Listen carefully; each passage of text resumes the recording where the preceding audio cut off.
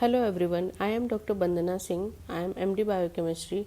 आज हम डायबिटीज़ के डायग्नोसिस एंड ट्रीटमेंट में बायोकेमिस्ट्री का क्या रोल है इसके बारे में जानेंगे। So let's begin. So what is diabetes? Diabetes क्या है? डायबिटीज़ एक कॉमन मेटाबॉलिक डिसऑर्डर्स का ग्रुप है जिसमें ब्लड में शुगर की मात्रा बढ़ जाती है। डायबिटीज़ के होने में जेनेटिक एंड इन्वायरमेंटल फैक्टर्स दोनों का इन्वॉल्वमेंट होता है। फैक्टर्स जो कि डायबिटीज़ मेलाइटस होने में कंट्रीब्यूट करते हैं वो हैं इंसुलिन का सिक्रीशन कम होना, शरीर में ग्लूकोज का यूटिलाइजेशन कम हो जाना, जैसे कि कार्बोहाइड्रेट रिच फूड ज़्यादा लेना और उस हिसाब से वर्कआउट नहीं करना, या फिर increased glucose production. Diabetic patients में कार्डियोवैस्कुलर डिजीज होने के रिस्क ज़्यादा होते हैं। यही मेन कारण है उनमें मॉर्बिडिटी एंड मोर्टेलिटी का। कार्डियक डिजीज के अलावा किडनी डिजीज भी बहुत ही कॉमन है डायबिटिक पेशेंट्स में। पैथोजेनेसिस के अकॉर्डिंग डायबिटीज़ को कई कैटेगरीज में क्लासिफाई किया गया है, जिनमें से दो ब्रॉड कैटेगरीज है, type 1 diabetes and type 2 diabetes. Type 1 diabetes mellitus में पैंक्रियाज में प्रेजेंट बीटा सेल जो कि इंसुलिन का सिक्रेशन करती है उसके अगेंस्ट एंटीबॉडीज़ बन जाती हैं, जिसके कारण बीटा सेल का डिस्ट्रक्शन हो जाता है और इंसुलिन का सिक्रेशन या तो कम हो जाता है या बंद हो जाता है। टाइप 2 DM एक हेटेरोजेनस ग्रुप ऑफ डिसऑर्डर है जिसमें या तो शरीर में इंसुलिन के लिए रेजिस्टेंस आ जाए, या इंसुलिन सिक्रेशन इम्पेयर्ड हो जाए, या फिर शरीर में लीवर द्वारा ग्लूकोज का प्रोडक्शन बढ़ जाए। कुछ specific type of diabetes mellitus हैं, जैसे कि maturity onset diabetes of the young, जिसको मोडी भी बोलते हैं, and monogenic diabetes. MODY young लोगों में दिखता है, जनरली लेस देन 25 ईयर्स के, एंड सम टाइम ये न्यूनेट्स में भी दिखता है। टाइप 1 DM एंड मोडी के पेशेंट जल्दी ही इंसुलिन इंजेक्शन पे शिफ्ट हो जाते हैं। अगला है हमारा जेस्टेशनल डायबिटीज़ मेलाइटस, इसको GDM भी बोलते हैं। प्रेगनेंसी वैसे भी हाइपरग्लाइसेमिक स्टेट होती है, बट एक स्पेसिफिक रेंज के ऊपर शुगर आता है तो हम उसे डायबिटीज़ बोलते हैं। GDM generally second and third trimester में हमें देखने को मिलता है, इसीलिए 24 से 28 वीक के बीच में हमें OGTT टेस्ट कराना मैंडेटरी है लेटेस्ट गाइडलाइन के अकॉर्डिंग। इसके बारे में हम आगे डिस्कस करेंगे। अब हम नेक्स्ट बायोकेमिस्ट्री इन्वेस्टिगेशंस के बारे में डिस्कस करेंगे, जो कि डायबिटीज़ के डायग्नोसिस के लिए ज़रूरी है। इसमें हम करते हैं fasting, PP, random blood sugar and HbA1c। इस टेबल में हम normal, pre diabetic, diabetic ranges के बारे में डिस्कस करेंगे।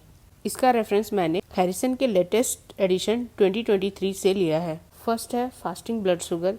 इसके लिए हमें 8 to 12 आवर्स की फास्टिंग रखनी ज़रूरी है। हैरिसन के अकॉर्डिंग मिनिमम 8 आवर्स की फास्टिंग चाहिए ही चाहिए। फास्टिंग ब्लड शुगर अगर लेस देन 100 मिलीग्राम पर डेसीलीटर आए तो नॉर्मल है। कुछ लैब्स में फास्टिंग ब्लड शुगर का रेफरेंस रेंज 70 to 110 mg पर डेसीलीटर लिखा मिल सकता है, बट एग्जाम्स में आपको लेस देन 100 ही मार्क करना है। फास्टिंग ब्लड शुगर अगर 100 to 125 mg पर डेसीलीटर आता है तो हम उसे प्री डायबिटिक स्टेट मानते हैं, एंड अगर मोर देन 126 mg पर डेसीलीटर आता है तो उसे डायबिटिक स्टेट मानते हैं। फास्टिंग ब्लड शुगर के बाद पोस्ट प्रैंडियल कराने के लिए हमें 25 ग्राम्स ऑफ ग्लूकोज ओरली लेना होता है, जिसके 2 घंटे के बाद हम फिर से ब्लड टेस्ट करते हैं।